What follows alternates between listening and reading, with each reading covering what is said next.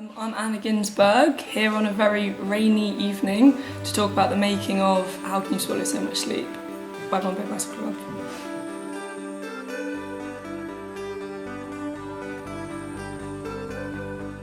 Yeah, I went to school with Ed, I've known Jack for a long time.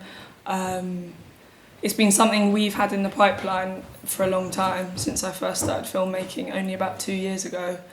But this seemed the right moment to go ahead and make a piece. I think our friendship kind of blossomed on the Isle of Wight.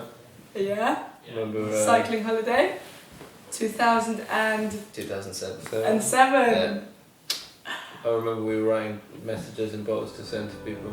It's all about the universe and about shifts in gravity, floating and spinning and climbing, and the sound in How Can You Swallow So Much Sleep. There's a lot of kind of breathing and pulsing, which was very good for planetary movement.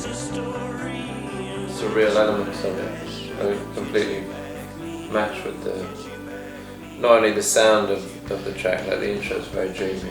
The sleep element of it, I think that's what it's called, and it's all about dreaming. There were some crazy sequences that were all about problem solving, and I couldn't have done it without the team of people helping me. One of the most challenging shots was the Quill unraveling, which was constructed out of 300 tiny cotton triangles, all knitted on needles, not knitting needles, literally needles, by Anna Pearson, who's an amazing model maker. It took her a month and a half, so this shot was one take. There was no, after this unravelled, there was no going back. So basically I was gradually pulling the surgical wire out of the quilt. Something like 30 triangles a still, and there's 12 stills a second. So I managed to get 1 second done a day, working 16 hours a day. Just like calculating. Yeah, it's each so second mathematical. with animation, and you have the sort of the syncing. You have a beat already there. Working out a way of doing the moonlight was one of my great triumphs in the making, because liquid within animation is something that boggles everyone's minds. So when he was scooping, I managed to find a material called polymorph, which you can manipulate still by still to make. It's basically meltable plastic. So I would sculpt the drops still by still, like stretching them when they were about to like fall. But there were some easy bits as well, like the sea is all made of see-through plastic, and it was just moving that in the right direction to look like the boat was cutting through it.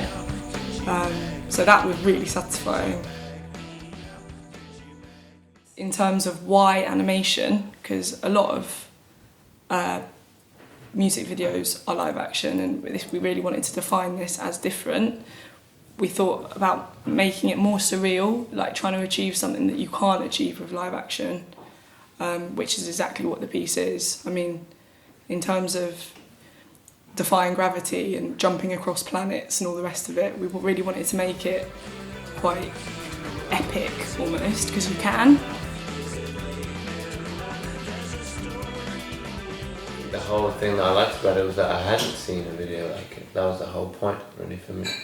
Like, I knew whatever happened, it was going to be immediately like people would be like enthralled by it, because they're just, I don't think people are used to that style for a music video. Yeah, that was something that scared me when I was making it, because I felt like on MTV back to back with like a Rihanna video or something, because it's so jittery and it's so handcrafted. I don't know how people's minds would be able to process it. I think people really do appreciate that. You see, when films come out that are kind of like that, you know, like the Fantastic Mr. Fox when they did that, and all those kind of very charming animated films come out, people really respond to it, as opposed to kind of, as you said, slick cartoons or kind of new CGI things. Like, people really kind of feel its charm.